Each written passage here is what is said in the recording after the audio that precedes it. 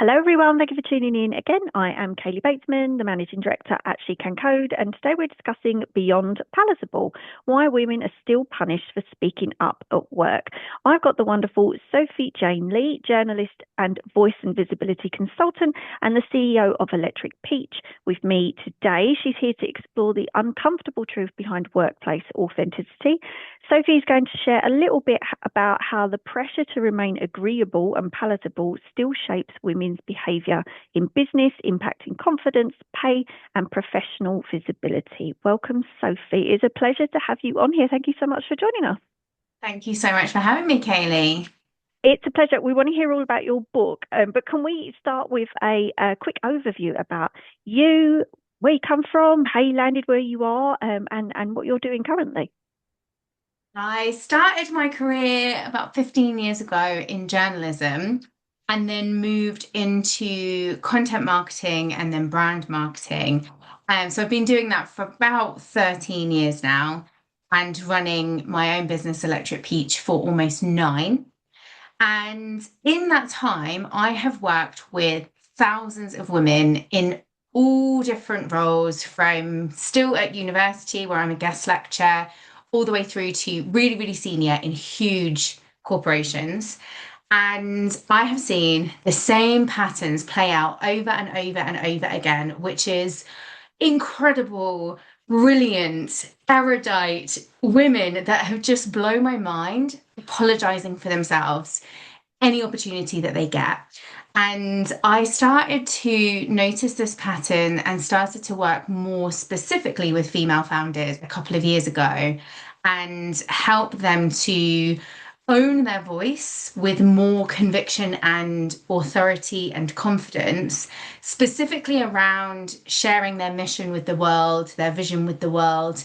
And also, I work a lot in helping women to see the ways in which they're holding themselves back and regulate their nervous system in order to be able to fully show up as themselves without the fear of judgment, because judgment's going to happen, unfortunately, no matter what.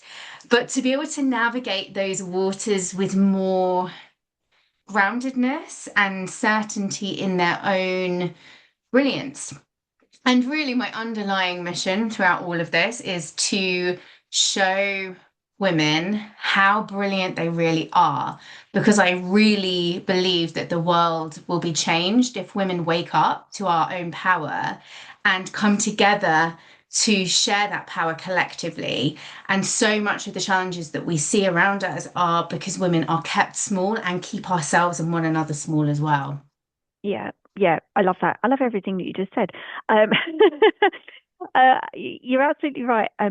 Recently, I keep reading about patterns, identify the pattern, stop repeating the pattern, and sometimes it's realizing that, or having somebody like yourself, or reading a book like yours to be able to think there is a pattern.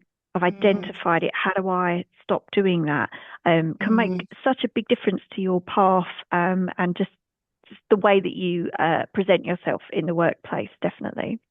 Absolutely. In the book, I have a framework for unapologetic living, and the first step is awareness.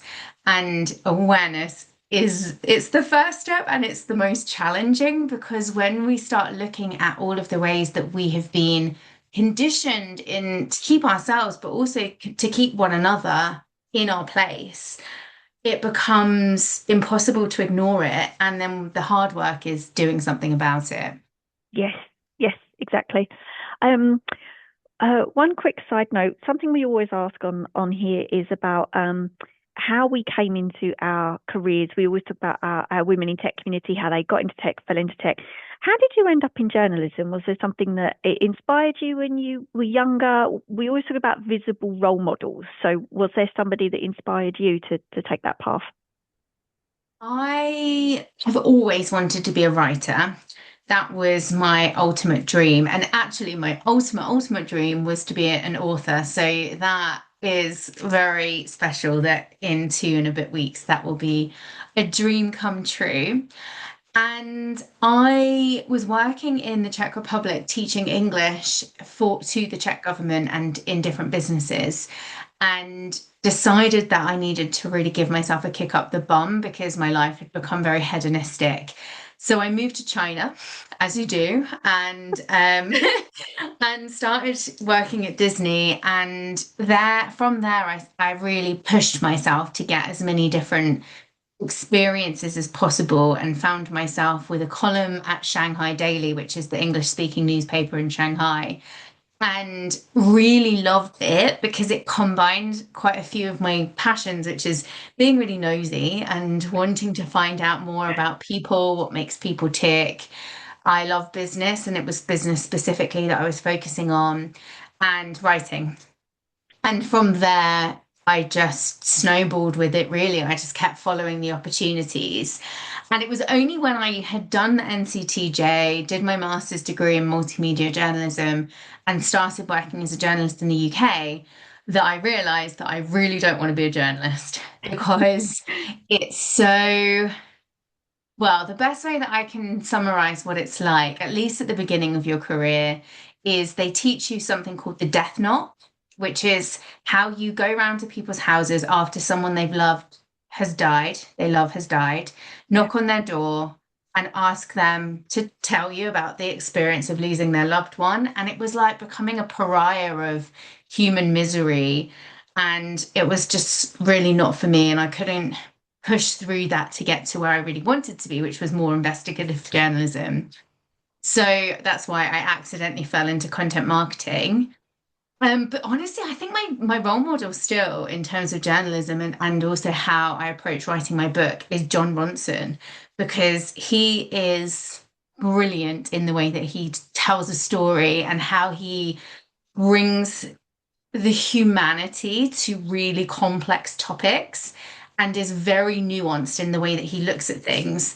And that for me is what I love about good quality journalism, is looking at a story with as little bias. I think it's impossible to be unbiased, but to look at all of the sides of the story to create an argument that is as well balanced as possible, even when you've got your leaning side of that argument. Yes, one, that's why we always ask that question, because I never know what people are going to say. I've never heard I was in the Czech Republic speaking, teaching English to the government, and I moved to China. That's a new one, which is why we always ask. And two, myself and my colleague who look after this podcast, we both have a background in journalism, and that was her exact reason why she decided not to go down that route. And myself, I actually moved into tech because of that reason, because journalism can be very gossipy and very ringing people up and ruining their lives. And actually, you move into tech and you're writing about tech news, and it's wonderful. Yeah. And that's what I did. I moved into marketing and business and marketing specifically, and work talking about business and how you can be successful in business and decoding finance. And Yeah. I found that a really fulfilling application of the same skills of journalism, because then it's more about teaching, and as you say, it's that sort of opening up doors for people through the medium of communication, which Yes. I love to do. Yes. Yeah. Yeah. Definitely finding your niche, what works for you. But you quickly realize early on in your career, perhaps what isn't working for you, which is a learning curve of going I'm into no work. hack. I'm definitely not have that in me at all. No shade on anyone who loves that job, but it's not for me. You're not alone on that one. Um, so I wanted to ask you, you argue that bring your whole self to work can actually be a trap. So what's really happening beneath that seemingly positive message that everybody says, bring yourself to work? It's interesting because that bring yourself to work as a trap is so tabloid journalism, isn't it? Like, Yeah. it's a trap. Just be yourself, it's fine. I don't Or think not. it's I think it's not so much that it's an intentional trap that's set. I think when bring your whole self to work culture started around 10 years ago, it was with the best intentions of, okay, well, we understand that people are their best, most creative, most innovative self when they feel comfortable enough to be who they really are. But as we've seen with a lot of these different initiatives, and I'm sure, Kaylee, that you've seen this an awful lot in the work you do, is that they weren't approached from a bottom-up perspective. So there Yep. wasn't psychological safety built into workplaces. And it became a trap in the sense that the expectation to bring your whole self to work is unfairly weighted. So you can be your full self far more if you come from a certain set of demographics, and certain other demographics that becomes more and more and more challenging. And so the idea that that's just now an equal playing field and everyone can just be themselves is in and of itself completely incorrect and really toxic, because then rather than the onus being on the company, it then becomes on the individual Yes. to show up and be brilliant. So in that way, it is really problematic. And then also, it doesn't have any guidelines attached to it, because I'm really passionate about self-expression and authentic, truthful expression. And there are boundaries in the workplace that we need to be aware of, because there is such a thing as inappropriate sharing, and especially in leadership positions. And if there's no one telling you what that actually means and what the expectations are, then things can become quite murky quite quickly. Yep. So I feel like it wasn't thought out at all, which is the case of many of these things. Like, let's just change this thing and everything will be fine, without considering thousands of years of conditioning that create the environments in which most of us live on our day-to-day lives. Yeah. Yeah. I love that you mentioned psychological safety. And that is a discussion that we had on this podcast recently. Some companies are very good at creating that, and others, you quickly know you've stepped into something where you're not going to feel safe. You're not going to feel safe to speak up in meetings, to advocate for yourself, and you just think, oh, perhaps I'm not going to get on here. But some companies, you know what, even way back to our first episode of this podcast, somebody said to me, being a woman in tech in particular, it's more than starting a Slack channel. And some companies think, we started a Slack group or a Teams group. We put all of our women in there, and that's it. Everybody now feels psychologically safe that they have somewhere to chat. And actually, that's not quite true. Building that into a culture where people do feel like they can show up as themselves within some reasonable boundaries, as you said, Yeah. that takes a lot. That's not something that's done overnight. And also, controversially, that assumes that all women are psychologically safe Yes. environments to be around. And I say environment because each one of us is this ball of energy that literally does create the environment in which we operate. And in my research for Beyond Palatable, I spoke to hundreds of women and looked at thousands and thousands of data points. And one consistent story that came up over and over again was that it was women, not men, on the whole, who had created obstacles, challenges for these women in and outside of the workplace. So the idea that I know, let's solve the challenges of women in tech by putting all women together because women have got it all figured out is problematic. And Yes. on many different levels, it's problematic.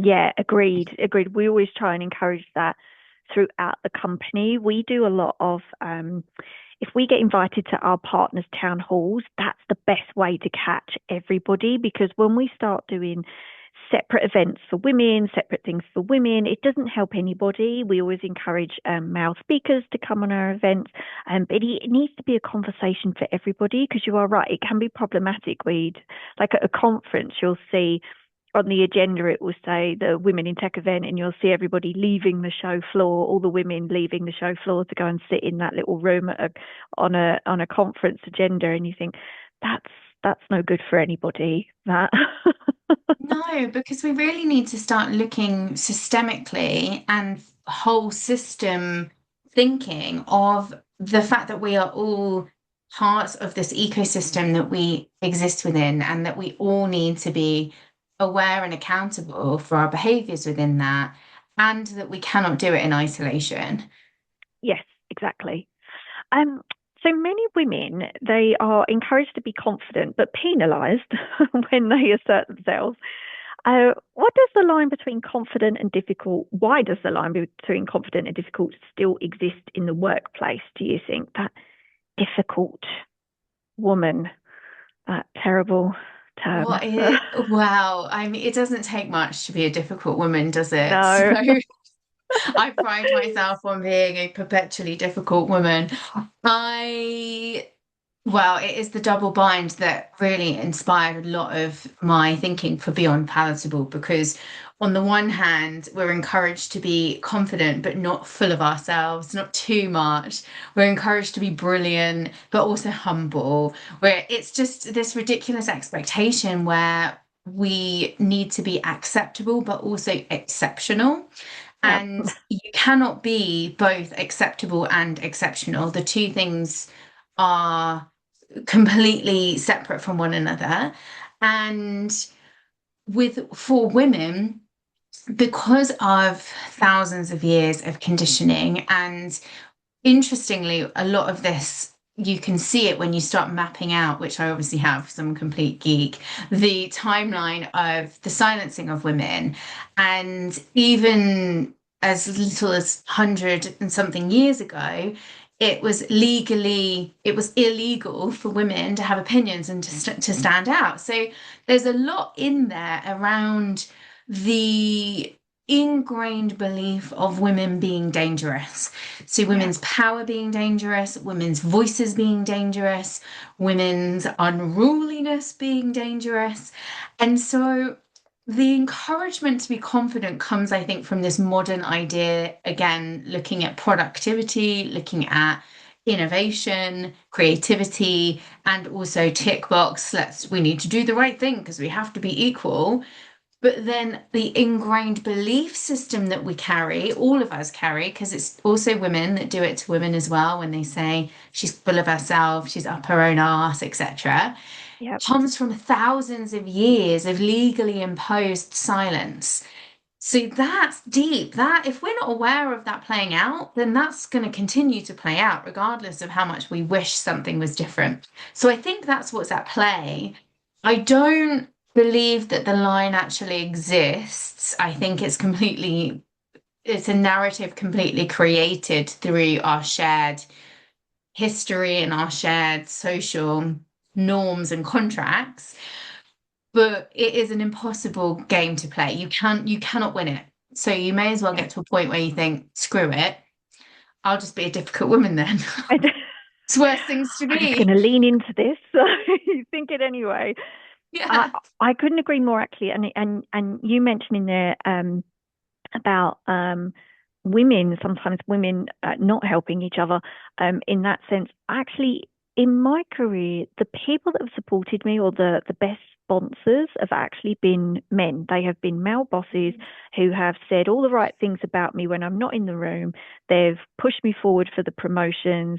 And supported me. And looking back, there were women in those positions that were in the position to do that, but they didn't. And it has always been the male allies in my career that have done that. So it is it's super interesting that that does happen. And actually, we had a conversation on here recently about men learning to speak up when they recognize that perhaps there's somebody in the room that isn't being listened to or she isn't saying something.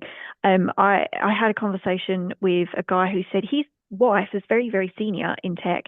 And when she was in a board meeting, because she was the only female in that board meeting, on two occasions, they pointed out that she will be taking the minutes. And on the second time that that happened, a man in the room spoke up and said, like, hey, let's share that happening. You know, like he was conscious of the fact that it had gone to her twice. And almost just men noting that and being able to say, if she feels a little bit difficult in speaking up and being that difficult woman and saying, I'm not taking the minutes every time, at least stepping in and being mindful of that, because she might be thinking, I don't want to be seen as a difficult woman in this room, but it wasn't fair. Yeah.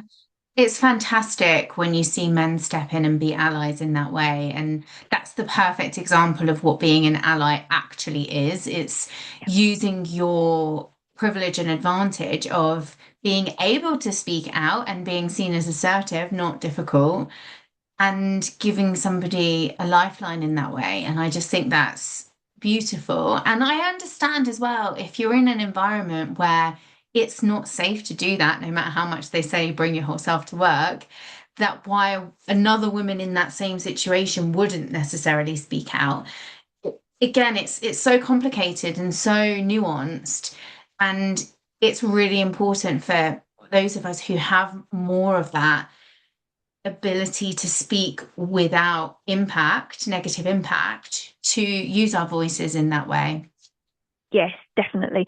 And as well, it, you phrased it perfectly there about there are so many different things, so many different reasons as to why somebody feel like at that moment in that boardroom, for instance, they might not be able to speak up, whether, where they're at in their career, whether they're new in that position, new in that room, whether they have come from companies before where it was not welcome to speak up. There are so many different things that when you do land in that position and you find yourself in that opportunity to speak up, why you might not feel like you want to, and to just to be aware of that as well, rather than sometimes it doesn't help when people are like, yeah, like go in and like you said, bring your whole self to work and be you and speak up, and it's like, as, as you said, it's just there's so many layers to when you land in that opportunity to do it and how you do it.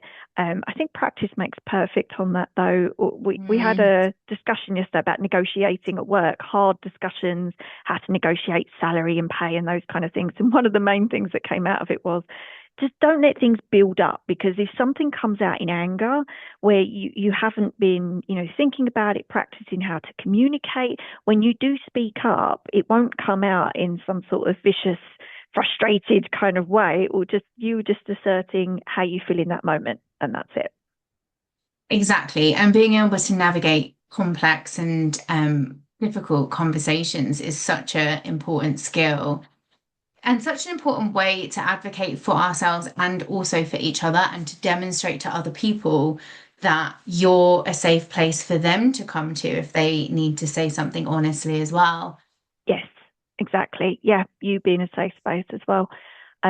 Definitely, especially with the phrase "pulling up the ladder behind you" is what we tend to hear with women who move into leadership positions, of not pulling up the ladder behind you, being a safe space where people can come and ask you, Yeah, how did you feel when you stepped into leadership? That kind of thing.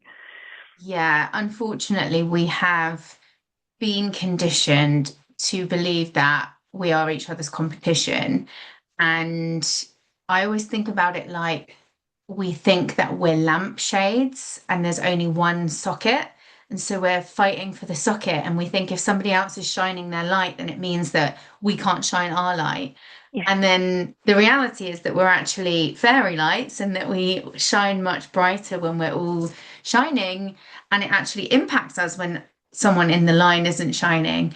But that's not how we're told. That's not what we're brought up to believe. So it's a really important shift to understand our roles within that for one another, and really be an advocate for women. We talked about being an advocate, a male ally. Women need to be advocates and allies for one another too.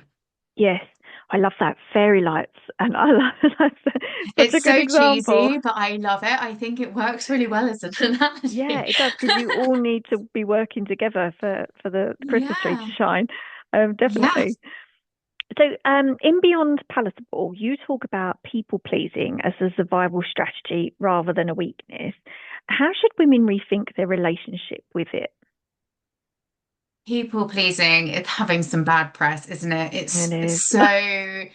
so demonized, and I feel really sad when I hear it. And I used to do it myself as well. I would say I was a recovering people pleaser, and I now, because I've trained in somatics, which is the connection between the mind and the body, I understand now the nervous system much better, and now see that people pleasing is a fawn response and is a part of the nervous system reaction to feeling unsafe.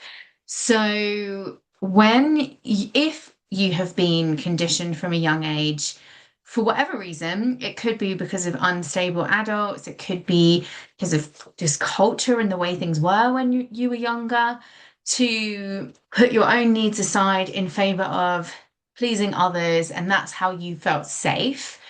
That is ingrained within your body and your safety systems.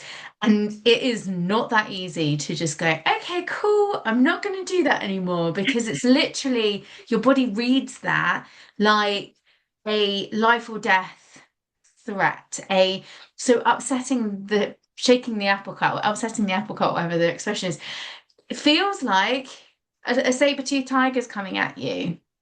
So it's completely normal when you have been conditioned in that way to just do the thing that feels safe, that calms your nervous system down, even when it feels really horrible to you because you feel like you've sacrificed yourself. And that lack of self-trust is a really corrosive experience.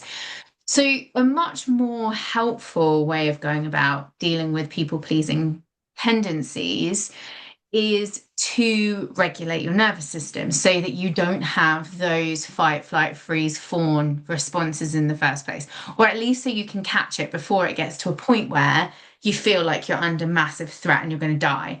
So, and it sounds really dramatic, but that is the experience. It's That is, so yeah, anxiety inducing.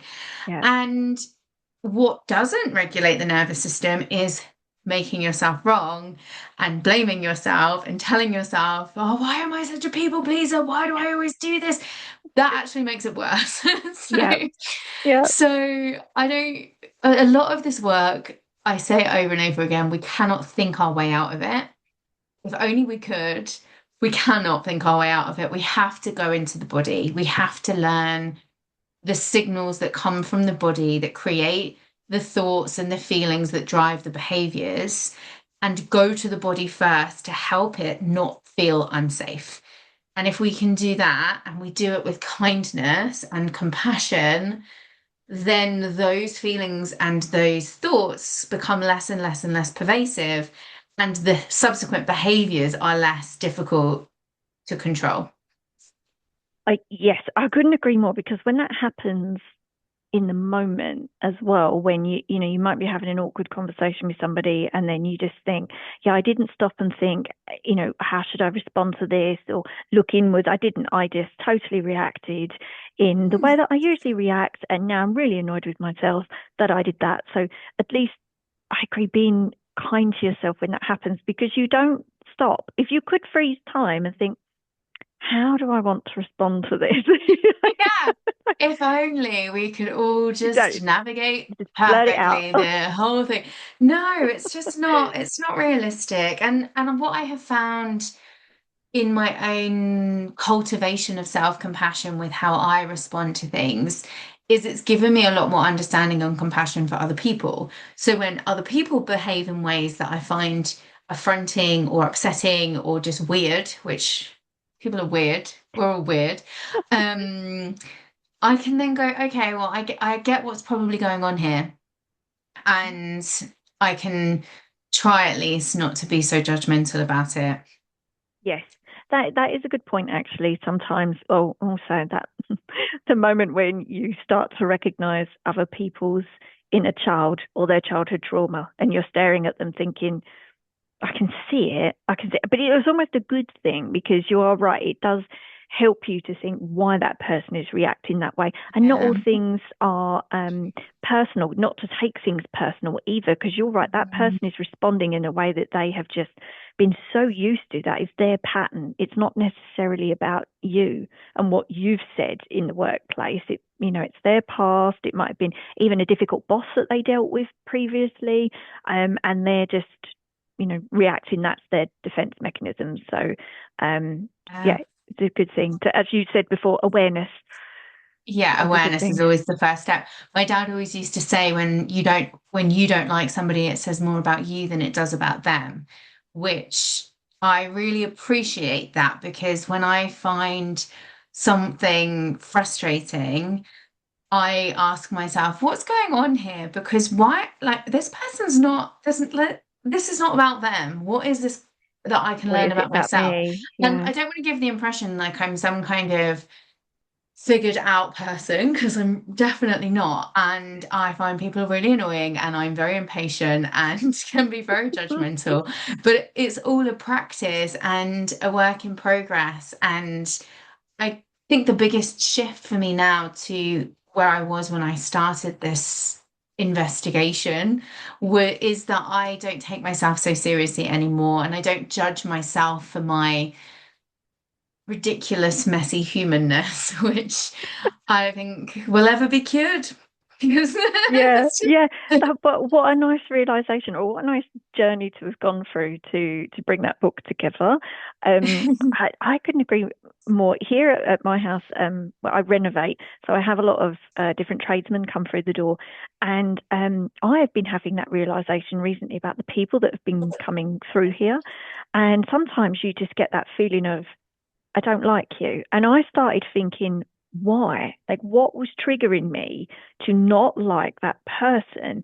And what was yeah, triggering me when other people turned up that had a really nice energy about them? Internally, I'd go, oh, it's so and so. Being more mindful of how I was reacting internally when different tradesmen turned up and almost like what they would bring into the house and thinking, like there is something there because I don't normally have that amount of people coming through the house. So you're right. Suddenly, it's the realization of why am I feeling that way about certain people, and it is something about me, not yeah. necessarily about them, because all they want is tea. So they Well, haven't said yeah, and anything. it's just sometimes you just gel better with different people, and doesn't Yeah, mean that anyone's wrong or right or better or worse. It's just whatever energetically speaks to you more is what yeah, you find more attractive in people. exactly. And another phrase that you have criticised: girl boss culture and the rise of the be unlikable narrative.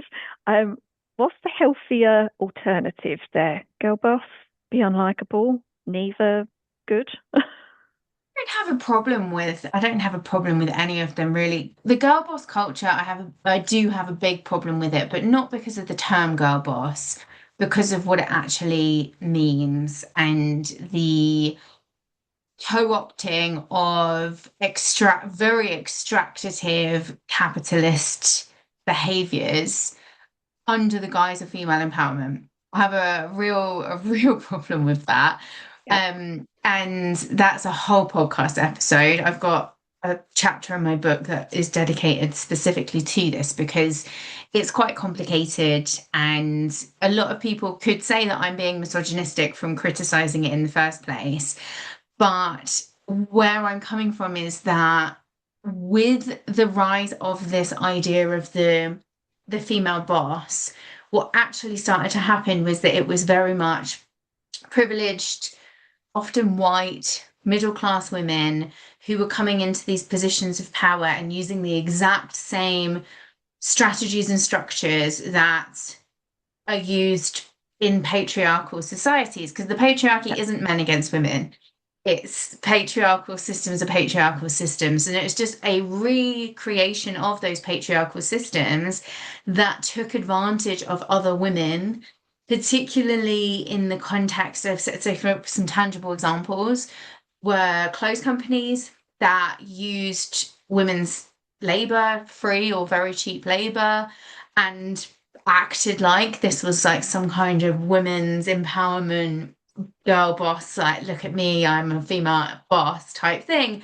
Under the surface, really taking advantage of women in the same way any other business does, irrelevant what your gender is when you're running a business in exactly the same way that is taking advantage. Other examples are some elements of the coaching industry where it's basically snake oil selling, and it's using manipulation tactics, NLP, to make women, specifically targeting women again, believe there's something wrong with them, and that if they just part with their money and do another course, then they'll realize the like the answer, and then everything will change, and making these ridiculous claims that are completely unsubstantiated, and then when it didn't work, blaming the woman rather than looking at their systems. So that's the Yeah. issue that I have with the girl boss culture.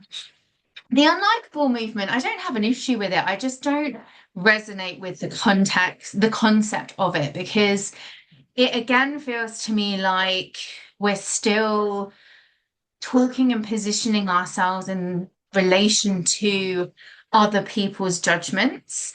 And feels quite, it feels like this whole, oh, if you think I'm unlikable, then I'm going to be unlikable kind of thing, which for me is still about like orbiting around that policing axis of still like having this terminology that describes and still puts people into boxes, which I also don't love because then it ignores that power can look soft and Yeah. be kind.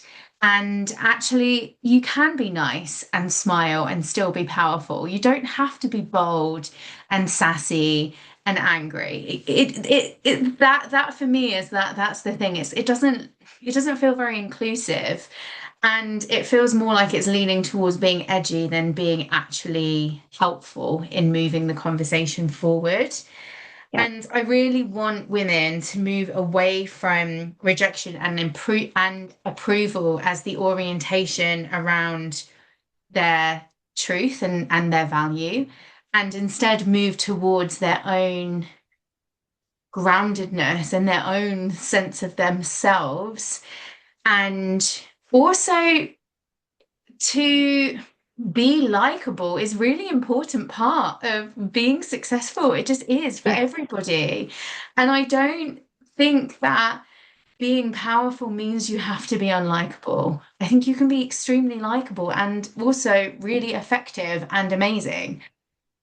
Yes, you know what, you're reminding me of a conversation years ago where um, a few senior ladies in tech had said about the bringing yourself to work, your whole self to work. And actually, that is, they were trying to encourage women to do that in the sense that companies are looking for you to be feminine as a leader. They are looking for you to bring those traits and those things that you would look at and think, oh, you know, she's being the difficult woman and she's being, you know, the girl boss and all of those, almost to ignore them because a company has hired you to be you because they don't want you to be a repeat of the men that came before them.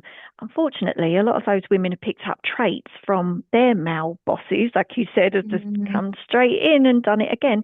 But being aware of that, and then when you do get the chance to step into leadership, thinking, I can do that. That's why I've been hired. I have been, you know, I might be the only female in this room, but I need to retain that and all the good things about it because that's why I was hired to be me. That's the yeah, bring your whole exactly. self, not the one without the boundaries. Yeah. And I really love the idea of not being governed by the need to be liked. I think Mm, that's really important because that need to be liked, and certainly for myself, that obsessive desire to be liked meant I outsourced my worth and outsourced my decisions to everybody else all the time.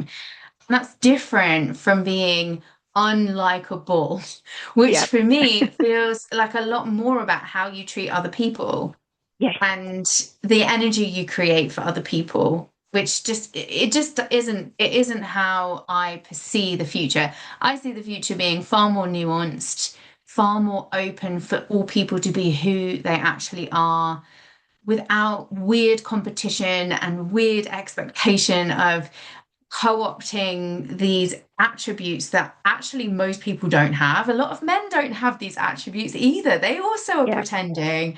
And wouldn't it just be fantastic if we could all just be our brilliant selves without needing to put on some kind of performance? Yes, you get in and you think it's I have to be the Wolf of Wall Street, and that's what I'm aiming for. Apparently, what you said though about being likable. If you run your own business, you have to be likable. People won't want to work with you. So People won't work with you if you're not likable. Like and that's like you're not going to be for everyone. I had a potential client was referred to me from another client who had amazing results with us, and he went to Electric Peach's website and said, "I'm not going to work with you. It's far too colourful. I can't take you seriously." And he didn't Fair like enough. us. And that's fine. That doesn't mean that we're unlikable, though, because we Yeah. are infinitely likable. It's an absolute vibe on our website. It's just not for him. And I think for me, it might just be that I'm a complete pedant and language obsessed, that certain words for me jar, and that the movement itself is much wider than that and much more nuanced. I know it is. And there's some brilliant, beautiful thinkers within that field that I really respect. I just can't help but get hung up on the language around it. Oh, I mean, that wouldn't have been a good client. Anyway, by the sounds of it, I think. If you're offended by our website, wait until you see what it's like working with our high octane team. Yeah, I think you all dodged a bullet there. And talking about being an entrepreneur, because that's not for the faint-hearted, it's a whole other conversation as well. Female entrepreneurs, they still earn significantly less than men. So beyond negotiation tactics, what structural or psychological barriers keep that gap in place? It's interesting, isn't it? Because even when we're setting our own value, because a lot of that isn't because we're not being paid that, it's because we're not charging that. And that is a real problem I see over and over again, women chronically undercharging. And it's painful, I think, for a lot of us to even think about charging more. It feels super dangerous. Like, absolutely not. No, I'll go a little bit more, but no, I can't. The idea that I charge this much is preposterous. A lot of that, I think, comes down to our own sense of our own worth and how we see ourselves in the world. Women are much less likely to refer to themselves as CEOs, for example, whereas a man will have a side hustle and be a CEO, you know. Yes. Good for them, like good for them. I've only just started calling myself a CEO and claiming that title and not feeling awkward about it. And so again, it comes back to doing that inner work. And what has been a game changer for me in valuing myself effectively, and it's still a work in progress, is working with other women and really being part of a collective of women who are determined to lift themselves up and one another up and be hyper accountable to it, but also to hold each other accountable, to be like, you're undercharging and I'm not having it. And with that, I worked with a coach and she talked about undercharging as a manipulation strategy. And Oh, I can't unthink that now. She's like, undercharging is another form of people pleasing. You're trying to manipulate people into buying from you by undercharging what the value of your services actually are. And when you ah, start seeing it like that, okay, right. Now I can start to unpick where that's coming from and start moving the dial. that's So, an interesting one. Because, yeah, yeah, I mean, we could do a whole other podcast just on that. yeah, this is such a complicated topic. And as I Yeah. say, it comes from thousands of years of conditioning, and we have only had any kind of autonomy for a very, very tiny, tiny, tiny, tiny slither of time. And there's no way we're going to have it all figured out in that time. And I think what we're in right now is the figuring it out messy middle that is actually doing really well in all things considered, Yes. really. If you think about how far we've come in such a short space of time. And of course, this is not universal. There's still women all over the world who still need like the very basic liberation. And now it's time for us to use our power, I think, and our support to help all women across the world. Yes, definitely. And that remembering how you feel when you do get those opportunities and you do step into that position or you do take on the role of CEO and how you feel about that. I felt stepping into leadership is quite a lonely place as well. And sometimes you just need somebody that has done it to confide in to say, did you feel like that as well? Because Yeah. you can't confide in your team or anybody around you because you don't want to freak anybody out. Everyone expects you to know everything. So you can't Yeah. say anything, but almost having another female leader that has done that to say, you're not the only one that's feeling that way and it's fine and you will move through it. sometimes can make such a difference to how you approach leadership. Yeah, absolutely. And what a gift for someone else to be able to be that support Yeah, for others as they rise. It's the opposite of pulling the ladder up. exactly. So for listeners who feel that they've been self-silencing at work for years, what is the first realistic step towards becoming more visible without risking burnout or backlash? I think the first thing is to not try to do it all at once and take small actions. I'm a really big believer in small actions. James Clear's Atomic Habits, really brilliant book, talks about 1% differences making a compound difference overall. So 1% more explicit, 5% more explicit, and trying what it's like to speak out in moments that are safer around people who you trust and you feel are your advocates and your allies, and saying the thing that you want to say but that you haven't usually said, and seeing how it lands. And the more that you can do that in safe spaces, the more you're training your body that it's safe, your nervous system that it's safe. And it's really important to regulate first. So make sure that you're doing it from a place of calm, come back to your breath, really feel. I say there's a lot, like feel your feet, breathe into your feet. It can be a real game changer because we spend so much time up in our heads, just really putting our energy and attention into our feet and reminding ourselves that we are here and that we are safe, and just trying it out with things that aren't going to have massive impact. The other thing I would bear in mind is that most people are not as controversial as they think they are.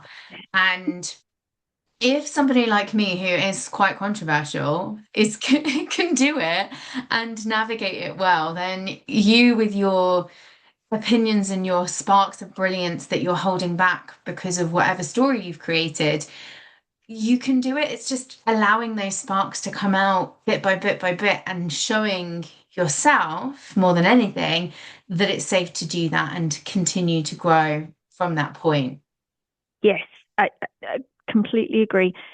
If you do that as well, if you keep finding that you're trying to do that in a workplace and it is not being met very well, that isn't the workplace for you. It's something that you need Yeah. to realize as well. I think when we start work, we seem to think that that is what all companies are going to be like, whether you land in a corporate or a startup or wherever.